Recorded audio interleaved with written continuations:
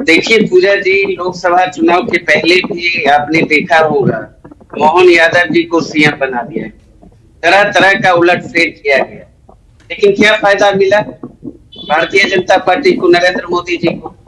303 seat थी और आ गया 240 पे। और 100 से 130 सीट तक का जो मार्जिन देखेंगे वो बहुत कम है।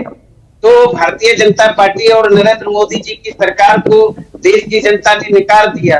कुछ भी कर ले, उससे कोई फर्क पड़ने वाला नहीं है। देश की जनता मुद्दे आधारित अब राजनीति देश में चलेगी। इनका जो भावनात्मक मुद्दा और भावनात्मक नारा पूरी तरह फ्लॉप कर गया। आप बिहार की ही बात करिए, पूरा चुनाव मंगलसूत्र, मटन, मछली, मुजरा की बात करते रहे। वहीं हमारे नेता तेजस्वी यादव जी मुद्दे की बात करते रहे, गरीबी की बात करते रहे, बेरोजगारी की बात करते रहे, महंगाई की बात करते रहे, बिहार को विशेष राज्य दर्जा दिलाने की बात करते रहे। लगातार आपने देखा बिहार में भी क्या हासिल हुआ। 39 सीट से आकर 30 सीट पर अटक गई भारतीय जनता पार्टी। लेकिन बिहार वाला हाल झारखंड में नहीं है ना। जिन सीटों पर यहाँ एनडीए ने जीत दर्ज की है वहां पर भी मार्जिन काफी ज्यादा है। और विधानसभा चुनाव तक अगर हेमंत सोरेन वाला सिंपैथी कार्ड अगर आपका गठबंधन यहाँ खेलने की कोशिश कर रहा है, वो तब तक बना रहेगा नहीं बना रहेगा, ये भी एक चुनौती है। देखिए, राज्य के चुनाव में तो और राज्य स्तर के जो पार्टियां हैं उनको ताकत मिलेगा ना। आप देख लीजिए ना, बिहार हो या झारखंड की ही बात कर रहे हैं, बिहार का ही चुनाव देख लीजिए। 2020 में अकेले दम पे तेजस्वी यादव जी ने एनडीए को पानी पिलाने का काम किया। 5-6 एमएलए और हम जीत जाते तो बिहार के मुख्यमंत्री तेजस्वी यादव जी होते। मात्र 12 लाख वोट कम आया, 12,000 वोट कम आया एनडीए से, इंडिया गठबंधन को, महागठबंधन को। और वो भी 2 दर्जन सीट शासनादेश के बल पर भारतीय जनता पार्टी नरेंद्र मोदी जी ने हराने का काम किया। तो बिहार और जो स्थानीय चुनाव होंगे राज्य स्तर पर, चाहे झारखंड में या बिहार में, और जो लोकल इशू है उस पर लोग और एग्रेसिव होते हैं ना, मतदाता और जनता। तो उसमें तो और भारतीय जनता पार्टी की बुरी हार होने वाली है। और उसके बाद अभी से ही क्षेत्रीय इनके जो एलाय पार्टनर है खटपट शुरू हो गया। महाराष्ट्र से लेकर झारखंड से लेकर बिहार तक में देखने को मिल रहा है। पिछले दिनों समीक्षा बैठक में भारतीय जनता पार्टी के विस्तार प्रचारकों ने आरोप लगाया, कहा कि जदयू का वोट ट्रांसफर हो ही नहीं पाया, खुलेआम लड़ाई अब चालू है। वही आंतरिक रूप से जदयू अपने मंत्रालय मन मुताबिक नहीं मिलने के कारण रुष्ट है। तो हम जो भी हो, लेकिन स्थानीय मुद्दे पर हम डटे हुए हैं। जो भी हमारे नेता हैं, चाहे वहां हेमंत सोरेन जी हो, वहां भी हम अलायंस में हैं, बिहार में तेजस्वी यादव जी हो, लगातार हम मुद्दे की बात कर रहे हैं, यहाँ भी बिहार की बात करेंगे। तो लेकिन बिहार में आपका रोजगार वाला उतना चला नहीं ना, और झारखंड में भी रोजगार एक बहुत बड़ी समस्या है। बिल्कुल बिल्कुल पूजा जी, रोजगार वाला नहीं चला तो फिर भारतीय जनता पार्टी की पूरी हार यहाँ कैसे हो गई? एनडीए बुरी तरह पराजित हुई और इंडिया गठबंधन के वोट प्रतिशत में उछाल आया, राष्ट्रीय जनता दल के वोट प्रतिशत में उछाल आया, सीट में बढ़ोतरी हुई। कैसे नहीं चला है? सबसे बड़ा मुद्दा आज भी बिहार में बेरोजगारी है। 8 करोड़ नौजवान है बिहार में और प्रत्येक घर से एक व्यक्ति का पलायन आज भी जारी है। प्रत्येक घर में 2 नौजवान बेरोजगार है। तो इस बार कमान कल्पना सोरेन के हाथ में होगी, अब तो विधायक बन चुकी हैं। देखिए, वो तो उनका आंतरिक मामला है, वो तो पार्टी के अंदर की बात है। जो सवाल है, इस सवाल पर जनता, गठबंधन में तो आप भी है ना, चेहरा कौन होगा? बिल्कुल, चेहरा तो भाई संसदीय प्रणाली की तरह हम लोग तय करते हैं ना, वो चुनकर आएंगे एमएलए या एमएलए और विधायक दल तय करती है। ये भारतीय जनता पार्टी की तरह यहाँ थोड़े है तानाशाही। इस बार देखने को ठीक है धनंजय गिरी जी, यहाँ महाराष्ट्र को लेकर तो हम चर्चा कर ही रहे हैं, लेकिन साथ में झारखंड भी है, हरियाणा भी है, और ये भी वही स्टेट्स है जहां पर आपको बिग लॉस हुआ है। तो अब ऐसे में यहां पर विपक्ष दोनों ही राज्यों में मजबूत स्थिति में दिख रहा है। जो आदिवासी कार्ड आप झारखंड में अब तक खेलते आए हैं, प्रधानमंत्री ने कई दौरे भी झारखंड में किए, जनजातीय दिवस की घोषणा की, यहां पर मोहन माझी के नाम पर एक और आदिवासी कार्ड यहां पर खेला गया। लेकिन जो तमाम जो कहते हैं साम दाम दंड भेद जो अपनाए गए लोकसभा चुनाव के दौरान, सीता सोरेन को अपनी तरफ लेकर आना, वो उल्टा पड़ गया। आपके खुद केंद्रीय मंत्री अर्जुन मुंडा वो खूंटी से हार गए। ये भी तो तमाम परिस्थितियां होंगी ना जनता के सामने। पूजा जी, अरब के एक बड़े आलिम जुन्नैद ने कहा है कि जिन्हें खुद की खबर नहीं वो खुदा का एड्रेस बताते हैं। कांग्रेस पार्टी जिनका 12 राज्यों में, 1 दर्जन राज्यों में खाता नहीं खुला, वो कह रहे हैं कि इनको जनता ने सबक सिखा दिया।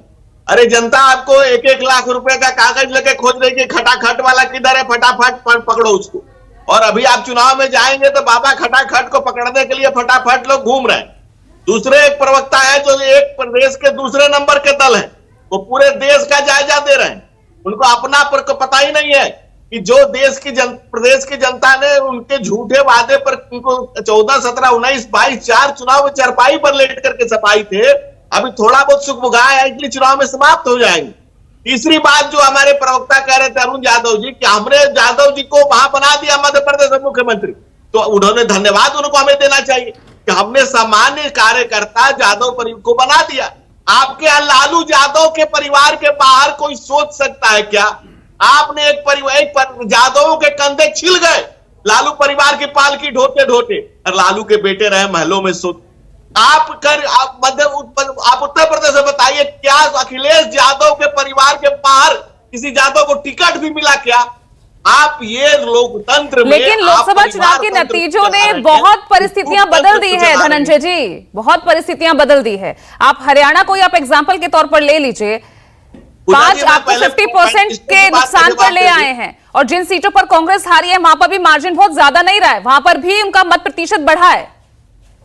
पूजा जी, मैंने आपके चैनल पर के विश्लेषक को भी सवाल किया था, उस सवाल का जवाब देने से अच्छा चले जाना समझे, तो मुझे पहले पैनल के लोगों का जवाब दे लेने दीजिए, फिर मैं आपकी बात का जवाब देता हूं। क्यों चले जाते हैं? आपने खुद कहा, मैं कोई सवाल नहीं खड़े कर रहा उनके निष्पक्षता पे, आपने खुद ही क्लियर कर दिया।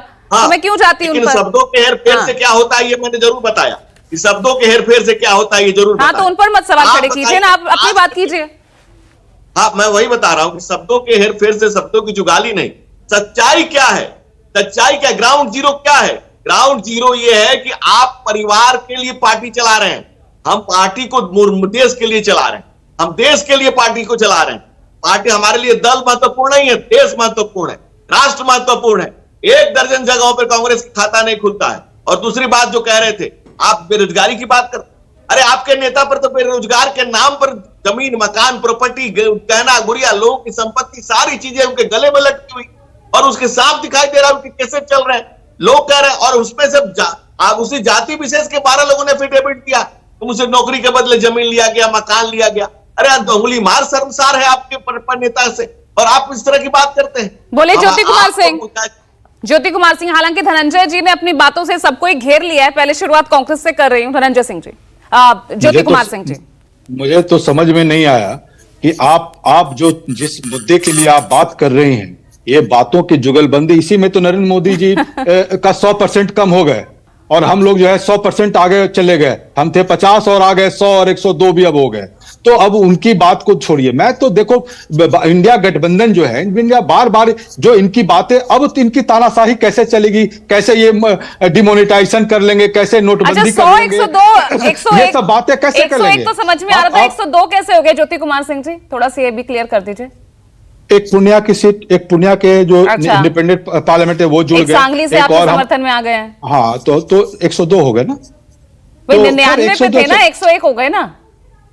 हाँ चलिए 101 हो गया, मतलब उसमें नहीं जाते। कहने का मतलब कि हम तो बढ़ रहे हैं ना, लेकिन ये एक मुद्दे की बात नहीं कर रहे हैं। भारतीय जनता पार्टी केवल बातों को ये जो पूरे विश्व को राम भगवान ने बसाया है, उनके आग्रह, उनके कारण है। ये बोलते हैं जो राम को लाए हैं तो चले गए, अयोध्या में चले गए, उस पर तो कोई जवाब नहीं दिए। क्यों चले गए आप अयोध्या में, जो इतना आप बात करते थे? तो राम भगवान को इन्होंने नहीं छोड़ा वोट के लिए, हनुमान जी को नहीं छोड़ा। तो ये बातें सब लोग समझ रहे हैं, इसलिए इंडिया गठबंधन लोगों के मुद्दों की बात करती है। हरियाणा में किसान, महिला बहुत प्रमुख मुद्दा है, बेरोजगारी, युवा बहुत बड़ी।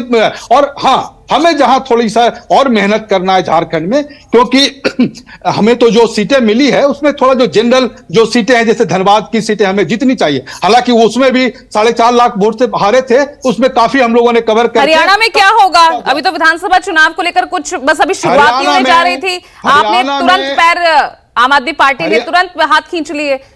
हालांकि वहां मजबूत हैं आप, राज्य स्तर पर कांग्रेस मजबूत है आम आदमी पार्टी से। पूजा जी इस बात को मान लीजिए आप, हरियाणा में महिलाओं के मुद्दे और किसानों के मुद्दे, युवाओं के मुद्दे इतना चढ़कर बोलेगी इस इलेक्शन में कि जिसकी आप कल्पना नहीं कर सकते हैं। और इसके अभी के पहले के जो चीफ मिनिस्टर थे, जिस तरह भाषा का उपयोग किया था, जिस तरह नरेंद्र मोदी ने भाषा का उपयोग किया, राज्य स्तर पर इंडिया गठबंधन नहीं होगा ना? राज्य स्तर पर इंडिया गठबंधन जहां पर देखेगी कि भाजपा को हराना है, वहां पर उपयुक्त तरीके से और उपयुक्त ढंग से आएगी मुद्दों को लेकर और इनको ठीक है। मोहम्मद आजम साहब, यह है कहा बहुत अच्छी बात है कि जब भाजपा प्रवक्ता को अब खुदा तो याद आने लगे, नहीं तो मुसलमानों से नफरत करते करते उन्हें भूल गया था। दूसरी बात, अभी भी भाजपा प्रवक्ता को अहंकार ही है, यही अहंकार उन्हें ले डूबा। दूसरे विपक्ष को कोसने से अभी भी बाज नहीं आ रहे हैं, जबकि आरएसएस चीफ ने, मोहन भागवत ने भी कहा है कि भाजपा को अहंकार से परहेज करना चाहिए और लोकतंत्र में प्रतिपक्ष की अहम भूमिका होती है। अगर स्वस्थ लोकतंत्र चाहिए तो मजबूत विपक्ष चाहिए, लेकिन भाजपा इस बात को बर्दाश्त नहीं कर पा रही है कि लोकतंत्र कैसे मजबूत हो रहा है। इसलिए बहुत अफसोस है, ये अभी देश का जो मूड बदल चुका है, जो माहौल बदल चुका है, उसे समझ नहीं पा रहे हैं। लेकिन जनता ने जो समर्थन दिया ना मोहम्मद आजम साहब, वो इंडिया गठबंधन को दिया। लेकिन अब राज्य स्तर पर जब विधानसभा चुनाव होंगे तो ये इंडिया गठबंधन रहेगा जमीन पर या नहीं, ये भी बड़ा सवाल है और उसको इंटैक्ट करके रखना, चाहे महाराष्ट्र हो या हरियाणा में तो अलग हो ही गए हैं, आम आदमी पार्टी ने घोषणा कर दी है।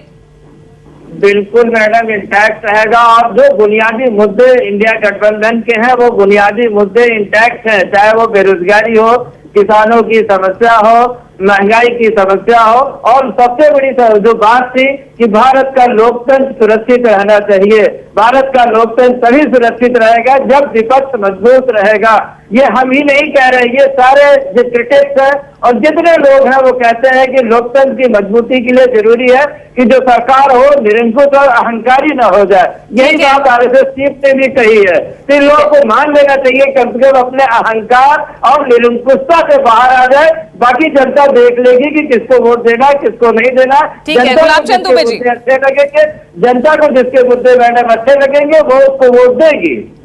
ठीक है पूजा जी, आजम जी कह रहे हैं कि अहंकार है।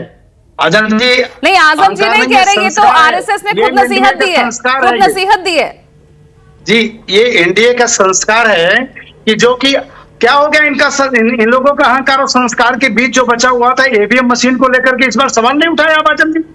ये हमारा संस्कार है कि परिस्थितियां जो भी राजनीतिक मतलब जब सवाल उठाए तो आप सवाल पूछ रहे हैं, नहीं उठा रहे हैं तो सवाल पूछ रहे हैं। पहले महाराष्ट्र के रुके आजम जी, रुके आपको मौका दिया। गुलाबचंद जी, ईवीएम को लेकर जब वो सवाल उठाते थे तब आप सवाल पूछते थे कि आखिर क्यों ऐसे रोना रो रहे हैं। आज वो कुछ नहीं कह रहे हैं तो भी आप सवाल उठा रहे हैं। हम सवाल नहीं उठा रहे हैं, मैं यथार्थ में बात कर रहे हैं पूजा जी कि इनसे पूछना चाहता हूं, जिसके लिए इन्होंने अहंकार और संस्कार की बात की। इन्होंने धनंजय गिरी आदरणीय प्रवक्ता बीजेपी के ऊपर इन्होंने सवाल खड़ा किया। अहंकार में बात कर रहे हैं, हम अहंकार नहीं, हम संस्कार में बात करेंगे। हमारा संस्कार है, हमें देश ने जनादेश दिया, माना कि ठीक है हम कहीं चूक गए हैं, कमी पड़ गए हैं, हम उसके ऊपर अभी से चिंतन करेंगे पूजा जी। हम अभी चिंतन करेंगे। इसमें स्वाभाविक बात है कि हम अगर उत्तर प्रदेश में, हरियाणा में, झारखंड में या अन्य राज्यों में अगर कहीं कमी पड़े हैं तो उसमें हम चिंतन करेंगे। भाई अस्तित्व की लड़ाई है आपके लिए, तो खासकर आपके लिए, अजित पवार के लिए अभी भी असली और नकली वाली लड़ाई अभी खत्म हुई नहीं है। देखिए, अजित पवार जी और शरद पवार जी के बीच की बात वो जाने, हम ये छाती ठोक के कह सकते हैं हम असली हैं। हमारे पास माननीय बाला साहब ठाकरे के विचार है, हमारे पास धनुष्यबाण है, हमारे पास शिवसेना है। हम असली नकली के बीच का अंतर क्या कर सकता हूं, हम असली हैं। कि जो कि आदरणीय प्रमोद महाजन जी के बीच, अटल बिहारी वाजपेयी के बीच, माननीय बाला साहब ठाकरे के बीच जो परंपराएं मित्रवत व्यवहार था 29 वर्षों का, उसका पालन करते हुए वर्तमान में भारतीय जनता पार्टी के साथ हमारा गठबंधन आगामी विधानसभा को लेकर के रहेगा, इसमें कोई संदेह नहीं। ठीक है अरुण यादव जी, धनंजय गिरी ने क्योंकि आपको भी घेरा तो मैं चाहूंगी इस पर रिस्पॉन्ड कीजिए जरा आप, क्योंकि यहाँ पर सीधा एक बार फिर परिवारवाद को लेकर, परिवारवाद को लेकर तो इनका चाल चरित्र चेहरा देश की जनता ने देख लिया। मंत्रिमंडल में ही 2 दर्जन व्यक्ति को, ऐसे लोगों को मंत्रिमंडल में शामिल किया है, सारे के सारे परिवारवादी पार्टियों से हैं या फिर राजनीतिक घराने से हैं। सबसे ज्यादा परिवारवादियों को प्राथमिकता देने का काम किया प्रधानमंत्री नरेंद्र मोदी जी ने। ये घोटाले की बात कर रहे थे, चंदा लेकर धंधा देने वाली भारतीय जनता पार्टी और बिहार में सृजन घोटाला करने वाली पार्टी किस मुंह से भ्रष्टाचार पर बोलती है, बेशर्मों की तरह समझ में नहीं आता है। वहीं बेरोजगारी की बात करिए, इस तरीके से नौजवानों को नरेंद्र मोदी जी ने ठगने का काम किया। 17 साल से बिहार में एनडीए की सरकार है, बिहार को बेरोजगारी का हब बना दिया इन लोगों ने। 17 महीना आप छोड़ दें तेजस्वी यादव जी के कार्यकाल को, तो एक भी सरकारी नौकरियां नहीं दी, और 17 महीना में ही तेजस्वी यादव जी ने 5 लाख सरकारी नौकरी देने का काम किया, 2,19,000 शिक्षकों की नियुक्ति करने का काम किया। बिहार का बच्चा चप्पा चप्पा बोल रहा है नौकरी का मतलब तेजस्वी यादव जी। तो इसलिए पूजा जी, कोई मौका दिया है बिहार की जनता ने आपको, सीटें तो आपके हाथ में आ ही गई हैं। सीटें बनी है, सीटें और विधानसभा में भी बिहार की जनता तेजस्वी यादव जी की ताजपोशी करने के लिए तैयार बैठी है। 2025 जब आए बिहार में नीतीश आपके साथ रहे ना, लेकिन अब तो वो आपके साथ है नहीं। तो 2020 का तो मैंने उदाहरण दिया ना, वो नीतीश जी कहाँ थे हमारे साथ में? 7 एमएलए और जीत कर आते तो बिहार के मुख्यमंत्री होते तेजस्वी यादव जी। एनडीए से मात्र 12,000 वोट कम आया महागठबंधन को। 2 दर्जन है हमारे कैंडिडेट को शासनादेश के बल पर नरेंद्र मोदी जी ने चुनाव हराने का काम किया, कहीं 12 वोट से, कहीं 25 वोट से, कहीं 1000 वोट से। तो जनादेश तो स्पष्ट है, तेजस्वी यादव जी के पक्ष में है। 10 सेकंड्स में सबको देना चाहूंगी, लास्ट राउंड है, थोड़ा सा वक्त हमें। धनंजय दीजिए, टू द पॉइंट बात कीजिए। देखिए, जैसे हमारे मोहम्मद आजम साहब कह रहे थे, हम लोग किसी से नफरत नहीं करते, हम मुल्क से मोहब्बत करते और मुल्क से, इस माटी से मोहब्बत करते। बस इतना ही है, इस माटी से मोहब्बत करिए, आप उत्परस्ती करें ना करें उससे हमें कोई मतलब, लेकिन वतन परस्ती करिए। वतन का नमक खाया तो वतन की हलाली करिए, वतन हलाल बनिए। दूसरी बात आप कह रहे हैं जो भाई अरुण जी, जल्दी से भाई साहब, आपने नौकरी के नाम पर जो आपने तांडव किया हुआ है, उंगली मार, ज्योति कुमार सिंह, और आपने जो केस है, और ज्योति कुमार सिंह जल्दी से।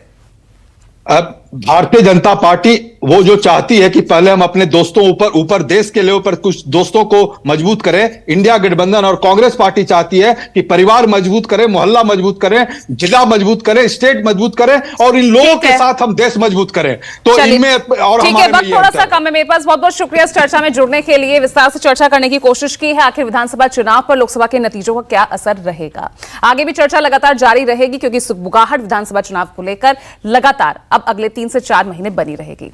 आज के लिए ब्रेकिंग विद एजेंडा में इतना ही। नमस्कार।